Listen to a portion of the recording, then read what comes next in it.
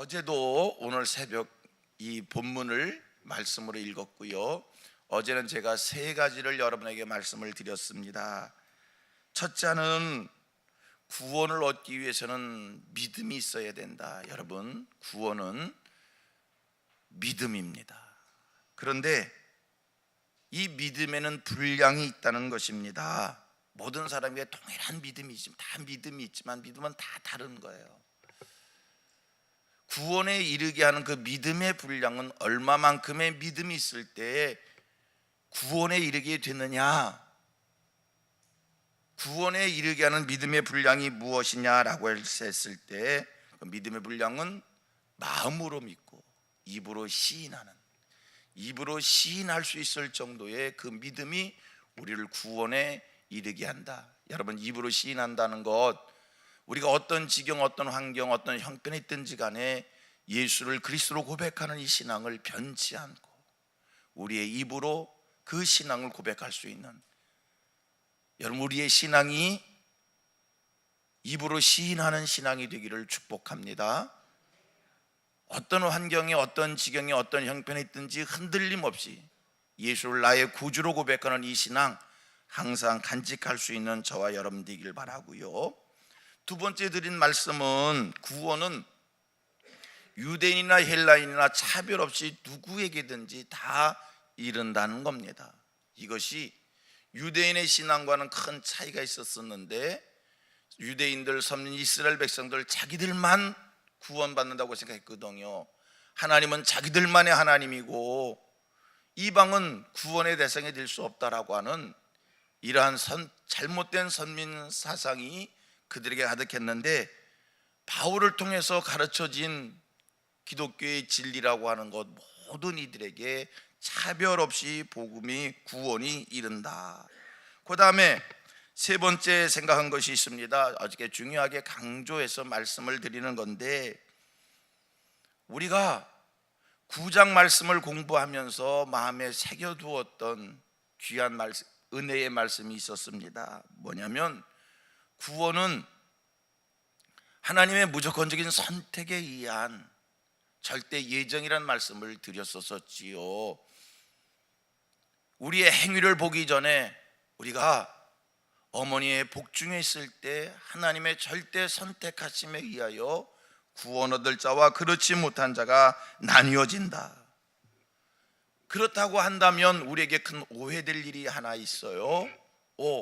만약에 구원이 이렇게 하나님의 절대 예정, 하나님의 무조건적인 선택에 의해서 구원 얻을 자와 구원 얻지 못할 자가 나뉜다면 구태여 우리가 전도하는 일에, 예수를 알리는 일에 힘을 낼 이유가 있는가?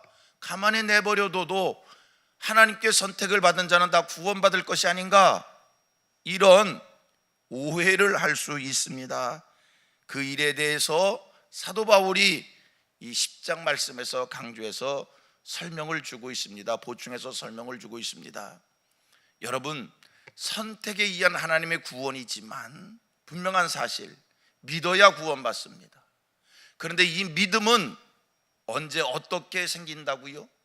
이 믿음은 언제 어떻게 우리 안에서 믿음이 자라게 된다고요? 들음에서 믿음이 생기고 들음에서 믿음이 자란다는 겁니다. 믿음에는 분량이 있다고 그랬습니다. 여러분, 성경은 이야기합니다. 하나님 우리에게 말씀을 주십니다. 우리의 믿음, 들을 때 생기는 것이고 들을 때에 우리의 믿음이 자라가게 되는 겁니다. 하나님이 구원하기로 작정한 이들이라 할지라도 그들에게 믿음이 있어야 됩니다. 그 믿음이 살아나야 됩니다. 믿음이 싹이 나야 됩니다. 믿음이 자라야 됩니다. 하나님이 선택한 자라 할지라도 믿음을 키워내야 합니다. 그들에게 복음 전할 때, 그들이 말씀 들을 때 우리 안에 있는 믿음이 살아나게 되는 것이고 싹이 나게 되는 것이고 자라나게 되는 것이고, 그래서 구원의 자리에 서게 된다라고 하는 겁니다.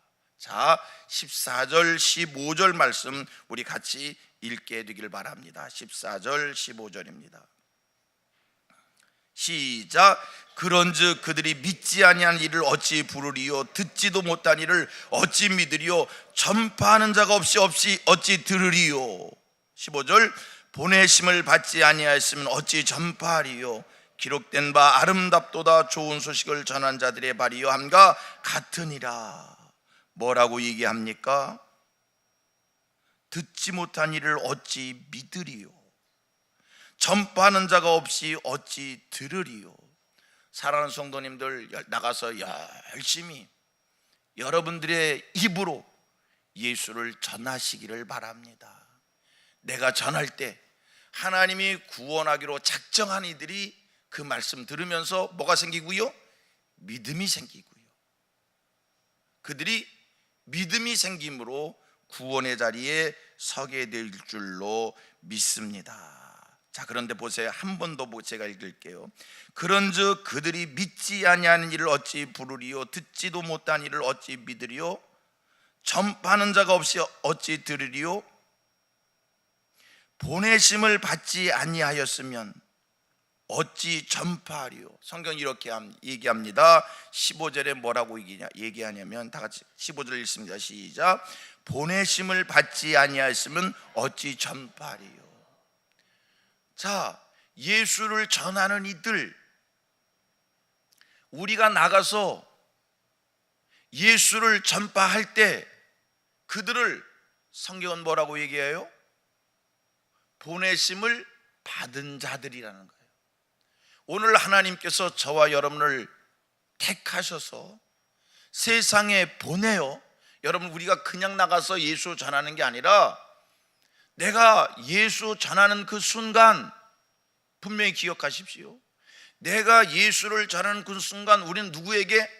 하나님에게 보내심을 받은 자들이 되는 줄 믿습니다. 나는 그냥 예수를 알린 것밖에 없는데 얼마나 귀합니까? 하나님이 나를 보내셨다는 겁니다. 나는 그냥 내 입으로, 내 삶으로 예수를 드러내 보인 것밖에 없는데 성경은 말씀합니다. 하나님이 우리를 보내셨다는 것입니다. 그 다음에 17절 말씀을 한 번 더 보겠는데, 저는요 이 17절 말씀을 우리 성도들이 그저 개인적 생각입니다. 밑줄을 좀 쫙 긋고 반드시 기억했으면 좋겠다, 이런 생각을 합니다. 17절 너무 잘하는 이야기잖아요. 근데 너무 귀한 말씀이에요. 자, 같이 한번 읽습니다. 시작. 그러므로 믿음은 들음에서 나며 들음은 그리스도의 말씀으로 말미암느니라. 뭐라고 얘기합니까?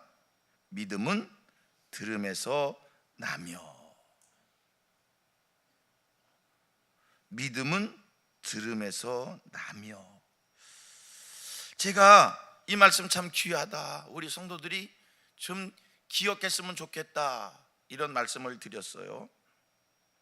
제가 교회를 섬기면서 많은 성도들을 만나면서 그냥 경험적으로 아는 것이, 느껴지는 것이 있는데, 알아지는 것이 있는데, 오늘 교회 속에서 시험을 드는 사람들을 보면 교회 속에서 덜 믿음이 자라지 않고 제자리에 머물러 있는 사람들을 보면 어쩌면 그렇게 신기하게 그 믿음의 상태가 늘 그 자리, 그 상태, 그 모습으로 그대로 있는지, 더 교회 속으로 깊이 들어오는 것도 아니고, 그렇다고 실족하는 것도 아니고, 그냥 어쩌면 그렇게 그 자리에 그렇게 계속 머물러 있을까, 이런 사람들을 보면 말씀을 들으려 하지 않는다는 겁니다.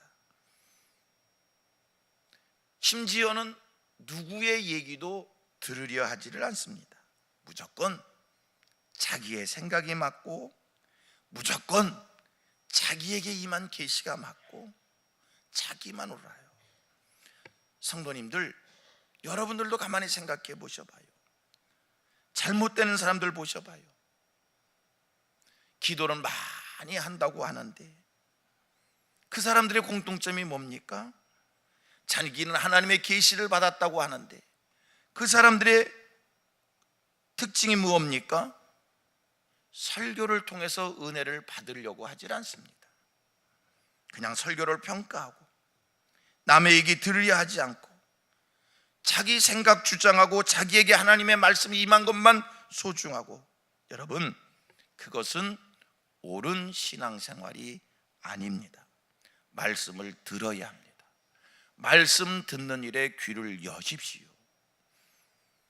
단위에서 말씀 선포할 때 그 말씀 선포하는 사람이 누구라 할지라도 말씀 선포하는 사람이 참 설득력 없이 논리 없이 알아듣지를 못하는 그런 얘기를 마치 우리들의 기도가 중언부언하는 것처럼 그런 설교를 한다 할지라도 성도의 입장에서는 그 말씀을 들으려고, 거꾸로 그 말씀을 아멘으로 받으려고 간절한 말씀 사모의 모습으로 하나님을 향하시기를 바랍니다. 은혜를 하나님이 주시는 것이고, 그럴 때 우리의 믿음이 자라기를 시작하는 겁니다. 그리고 생각해 보셔봐요. 여러분, 우리가 시험이 들 때가 있습니다. 믿음이 흔들릴 때가 있습니다. 불평이 생길 때가 있습니다. 하나님과 자꾸 내가 멀어지는 것 같은 그럴 때가 있습니다. 언제인지 아십니까? 그리고 생각해 보셔봐요. 여러분들은 말씀을 듣는 입장에 계신 분들이니까 언제 내 믿음이 흔들리는가? 언제 자꾸만 시험이 내게 자꾸 찾아오는가? 하나님의 말씀이 들려지지 않을 때입니다. 말씀을 자꾸 평가하게 되고, 그러면요, 아지 못하는 사이에 내 심령이 컬컬하고 내 심령이 답답해지고 믿음이 자라지 않고 교회 가기가 싫고 자꾸 내 입에서 불평스러움이 생기고, 오늘 성경은 얘기합니다. 믿음은 들음에서 난답니다. 우리 성민교회 모든 성도들에게 하나님께서 말씀을 사모하는 마음, 이 은혜를 주시고 어떤 말씀이든지 간에 아멘으로 받아들일 수 있는 하나님 앞에서의 넓은 마음, 말씀 앞에서의 넓은 마음, 수용성이 있는 이 마음, 여러분, 이 마음이 복인 줄로 믿습니다. 이 마음이 복인 거예요. 말씀을 들으려고 하는 그 자세는 하나님이 주신 은혜인 줄로 믿습니다. 우리 같이 한번 고백합니다. 하나님, 내게 은혜 주셔서 어떤 말씀이든지 간에 은혜 받게 해 주옵소서. 아멘, 아멘. 어떤 말씀이든지 간에 은혜 받을 수 있는, 말씀을 평가하는 것이 아니라 말씀 앞에 은혜 받으려고 하는 이러한 심령이 되기를 주님의 이름으로 축복합니다. 그리고 또 한 가지 생각합니다. 우리 주변에 보면 교회 출석을 거부하는 사람이 있습니다. 꼭 교회 가서 예배를 드려야만 구원을 받는가? 꼭 교회를 통해서 신앙생활을 해야만 하나님의 자녀로서 하나님의 축복을 받을 수 있는가? 여러분, 묻겠습니다. 교회 나와서 예배드리며 교회 나와서 말씀을 들어야만 구원받습니까? 이론적으로 이야기하면 틀리지 않는 이야기입니다. 구원은 믿음으로 말미암아 받는 것이기에 얼마든지 예수를 믿기만 하면 구원 받습니다. 어제도 설교하면서 잠깐 말씀을 드렸습니다. 병상에서 돌아가기 직전에 전도를 받았습니다. 병상에서 예수를 그리스도로 고백하는 신앙을 간직하게 됐습니다. 그분은 세례도 받지 않았고 교회 한 번도 가보지 않았습니다. 하나님의 은혜입니다. 구원 받을까요? 구원 받지 못할까요? 구원 받습니다. 세례도 받지 않았고 교회 한 번도 가보지 않았는데 그냥 병원 침상에서 전도받고 예수를 그리스도로 고백하고 예수가 믿어졌고, 교회 가보지 않은 사람입니다. 교회 공동체를 모르는 사람입니다. 그러함에도 구원받습니다. 그런데 여러분, 이상한 원리가 하나 있습니다. 우리가 교회 나와서 예배드리지 않고 선포되어지는 하나님의 말씀을 심령에 받지 않으면, 이것도 경험적인 겁니다. 참 원리 이상한 원리예요. 교회 나와서 예배드리지 않고 교회에서 선포되는 말씀을 심령에 받지 않으면 이상해요. 심령이 컬컬해지고 마치 꽃나무가 제때에 물을 공급받지 못해서 시들어 말라 버리는 것처럼 심령이 말라간다는 겁니다. 산신앙, 적극적인 신앙, 역동적인 신앙은 교회 공동체를 통해서 말씀 받으면서 신앙생활에 갈 때 날마다 내 안에서 믿음이 풍성해지고 날마다 내 안에서 심령이 편안해지고 영적 만족이 생긴다라고 하는 이야기입니다. 교회를 한 번, 두 번 빠집니다. 세 번 빠집니다. 연거푸 빠졌습니다. 영적 만족을 잃어가게 됩니다. 어딘가 모르게 불안하고 어딘가 모르게 답답하고 가정은 편안한데 그냥 무엇에 쫓기는 것 같고 안정되지가 않고. 왜 그런 겁니까? 우리의 믿음이 답답해서. 성민의 모든 성도들은 늘 교회 공동체를 통해서 성도 간의 아름다운 사랑의 교제가, 믿음의 교제가, 영적 교제가 풍성하시길 바라고, 늘 교회 속에서 산제사를 드리는 하나님의 백성 되기를 원하고 하나님의 말씀을 심령에 받는 하나님의 사람들 되셔서 늘 영적으로 풍성하시기를 바랍니다. 영적 만족이 있는, 영적 감사가 있는, 늘 그래서 안정된 삶을 살 수 있는 하늘 백성들 되어지기를 주님의 이름으로 축복합니다. 오늘 제가 몇 가지, 두 가지, 세 가지를 강조하고 있습니다. 교회 생활을 통해서 말씀을 받으면서 믿음을 키워가시라는 거예요. 영적 만족을 받으시라는 거예요. 두 번째, 그리고 또 한 가지 말씀드린 것이 있습니다. 복음을 전하는 자들, 하나님 앞에서 보내심을 받은 자라는 겁니다. 저와 여러분들이 이 땅에 사는 동안 하나님 앞에 보냄을 받은 자로서 살아가기를 축복합니다. 여러분, 하나님 앞에 보냄받은 자로 사는 것 얼마나 감사해요.